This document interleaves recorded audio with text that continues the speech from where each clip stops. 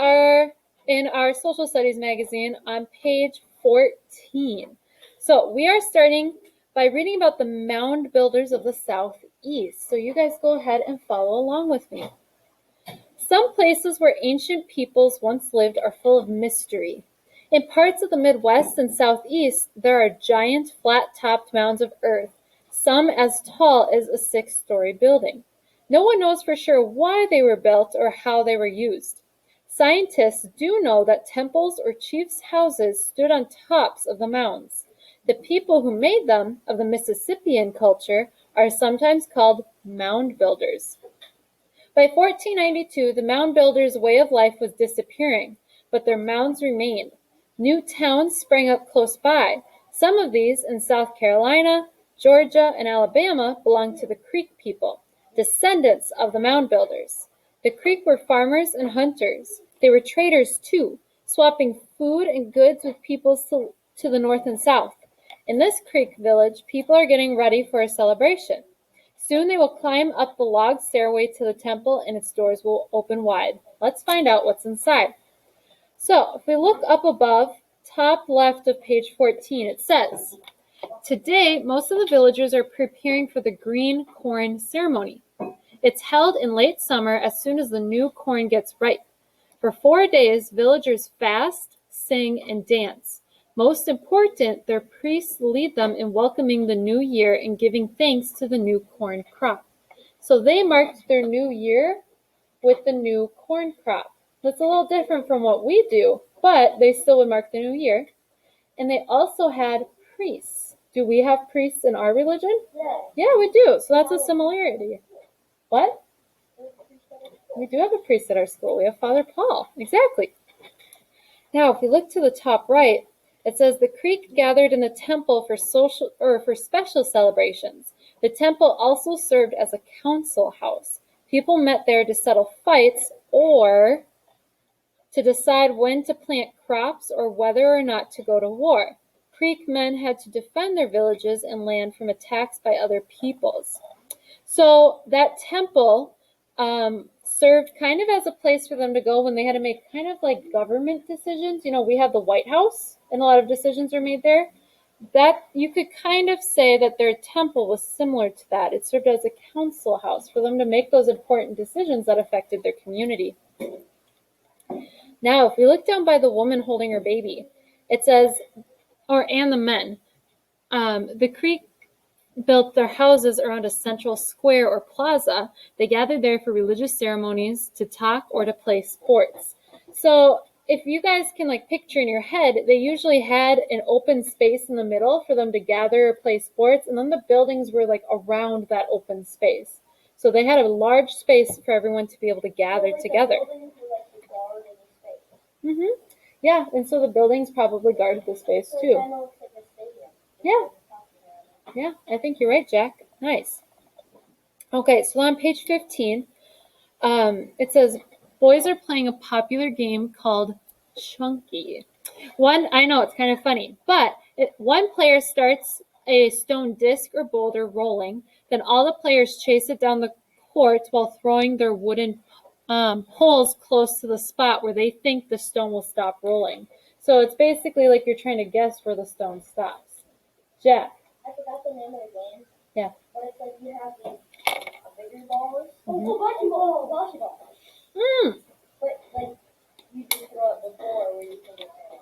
Yeah, you're right. Bocce ball is similar but different. Bocce ball, you throw the little white ball and then you try to roll the larger ones as close to it as possible. Whereas with this one, the boulder's still rolling while you're trying to guess where it lands. But you're right, that's a similar one. Do you think maybe bocce ball evolved from this game? Yeah. Possibly. It could have. No. Richie? Speaking of bocce ball, my grandma gave us a bocce ball court. Oh, that's very cool. I love bocce ball. So then if we look down below, do you guys have this kind of a white section on your page too? Okay, let's start at the map. It says the Creek lived mainly in what is now Georgia and Alabama.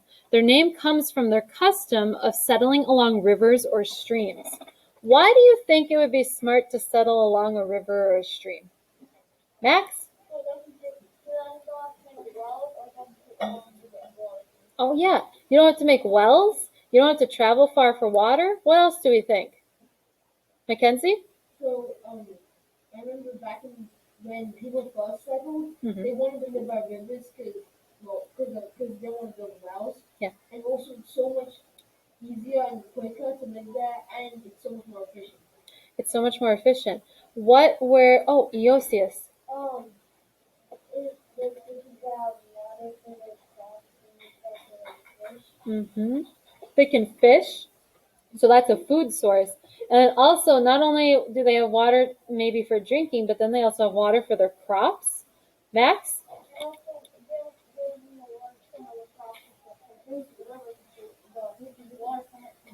Mm-hmm. Exactly. Another thing to think about, did people have ways to travel by water during this time? They did. So do you think that was a great way to travel as well? Yes. So that's another reason why living by a river or stream would be helpful. Okay, so next to the map, it says the temple mound held a sacred fire. Priests kept the fire burning from one green corn festival to the next. The high point of the celebration was the lighting of a new sacred fire. Everyone watched the priest put out the old fire. Then he placed ears of green corn on fresh logs and lit a new fire. After the new sacred fire was lit, the women carried embers from that fire back to their houses to light new fires in their own homes. That's kind of a cool tradition, isn't it?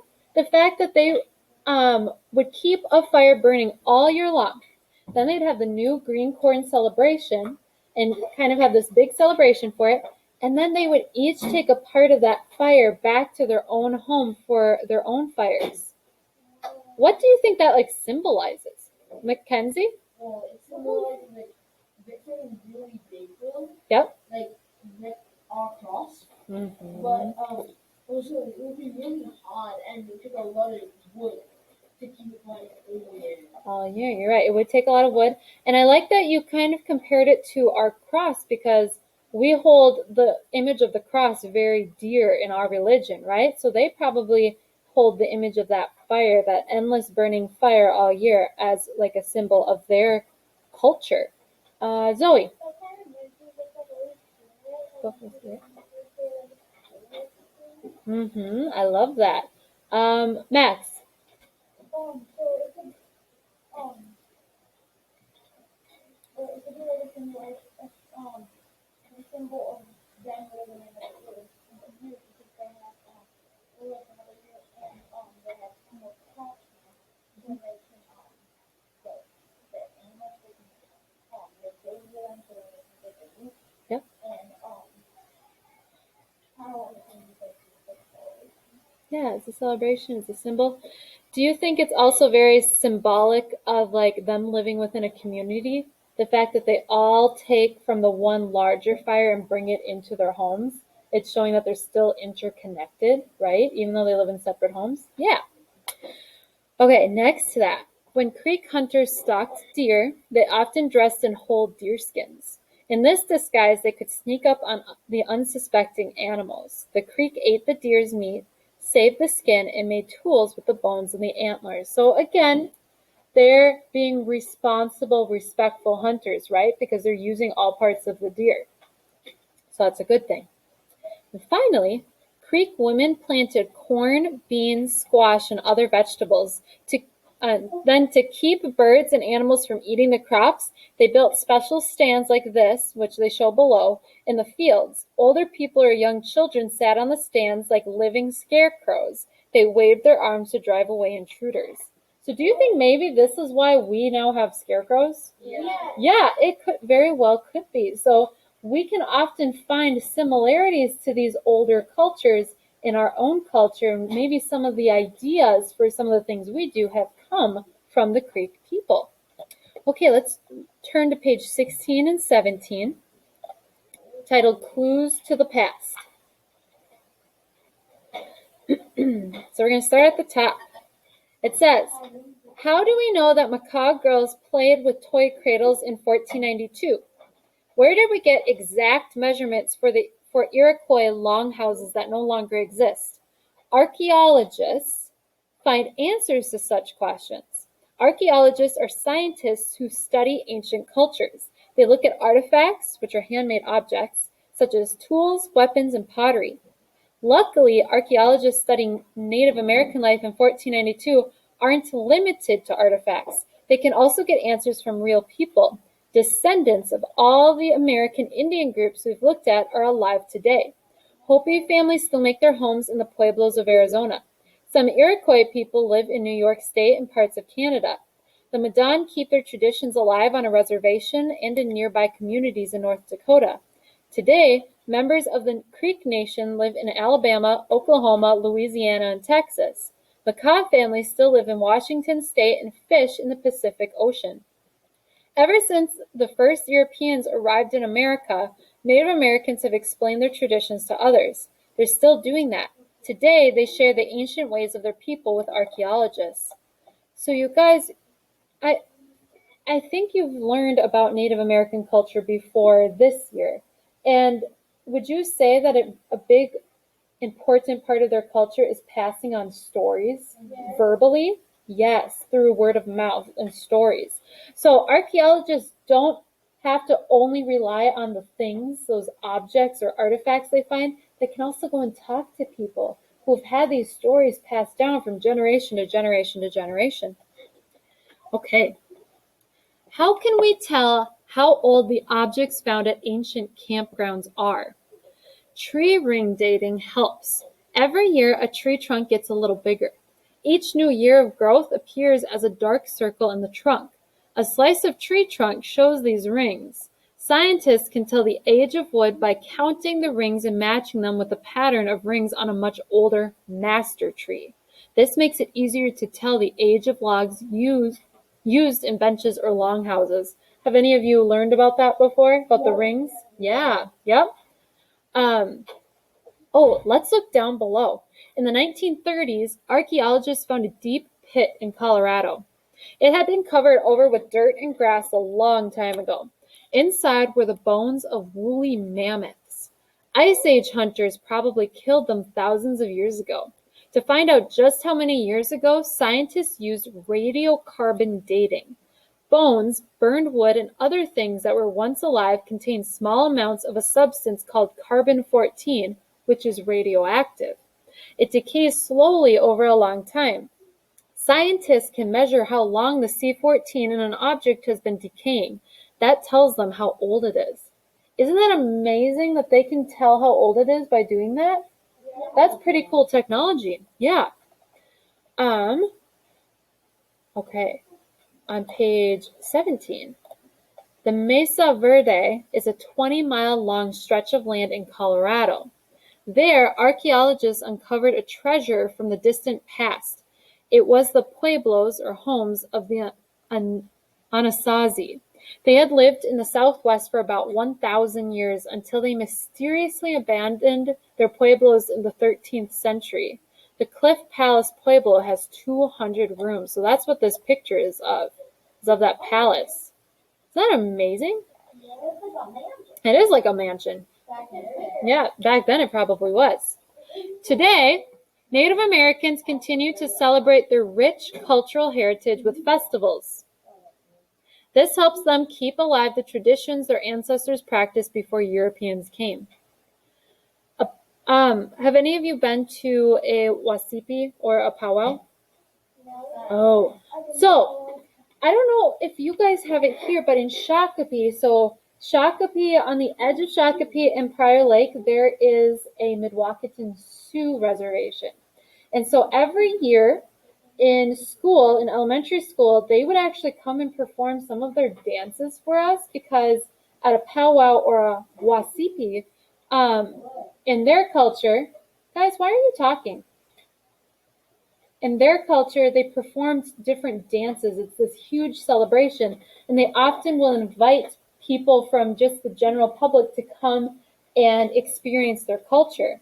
And so I've seen some of the dances through school, but I've never actually been to one. So if you're ever invited to go to a powwow or a wasipi, you really should go because I've heard they're really cool, and you really get to know more about Native American culture while watching it. It's super awesome.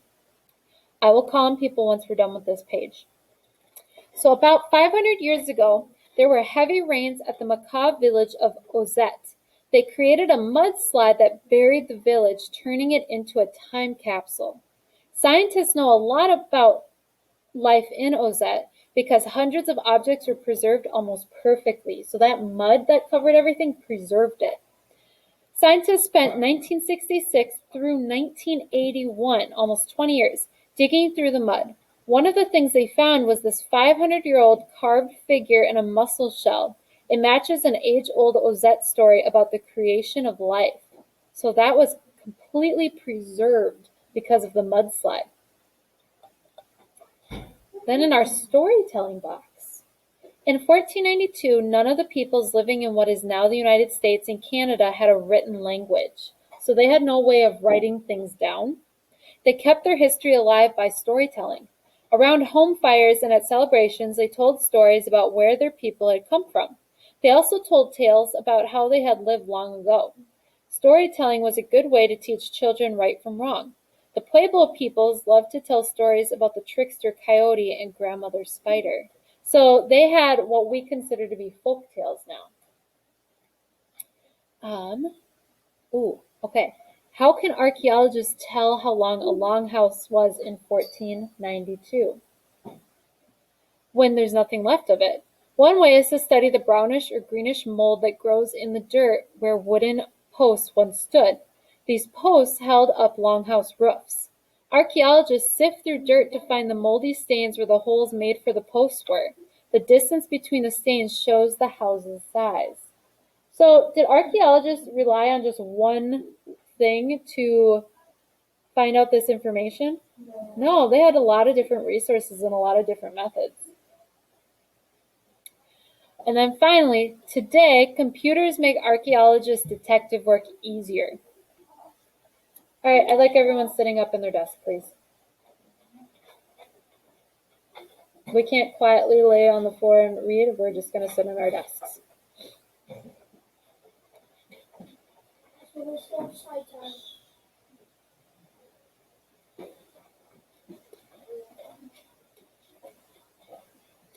Drew, let's go. I'm waiting on you.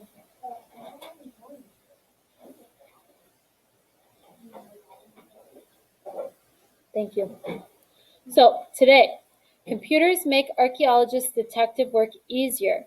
When researchers in New Mexico began looking for sites of pueblos almost 800 years old, they turned to computers for help.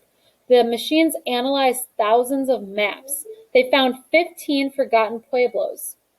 That saved the researchers hundreds of hours of work. It also kept them from making many pointless and possibly dangerous climbs up mesas and canyons. So as our technology evolves, it aids archaeologists in discovering clues to the past. So it's kind of like the further into the future of technology we get, the further we can look into the past. So we're expanding our knowledge of the present, but then also the past at the same time, which is pretty cool how those two interlock and help each other. Elena, go ahead. Zoe. It's not really that good to keep like. It's kind of like the lore. It's like you can't keep like bigger and bigger because then like soon like it's gonna be too much. Because they're gonna start making more factories, so like keep making more bigger machines. That'd be good. Well, yes and no. I mean, advancing technology is good unless you're sacrificing a lot of something else for it. It's all about balance, right? Everything's all about balance. Allison. Is the can we like go to like start tour inside of it? I don't think you can go on a tour inside of it, but you can go on a tour that goes past it and you can see it. And they will probably tell you the history of it, but you can't go inside it because they want to try and preserve it. And if you have people going inside it, it get like worn down and everything. Chanel. Do you know like the native dancing things that Yeah. you talked about? Like on there was a kind of lake and one of her nieces, her friend's nieces, like his school that had it, and we got invited, so we see a couple of them. Oh, very cool. Yeah, isn't it really cool to watch? And they really have really intricate clothing that they wear during the dances too. Costumes are really cool. Yes, they are. They really are. Emmy.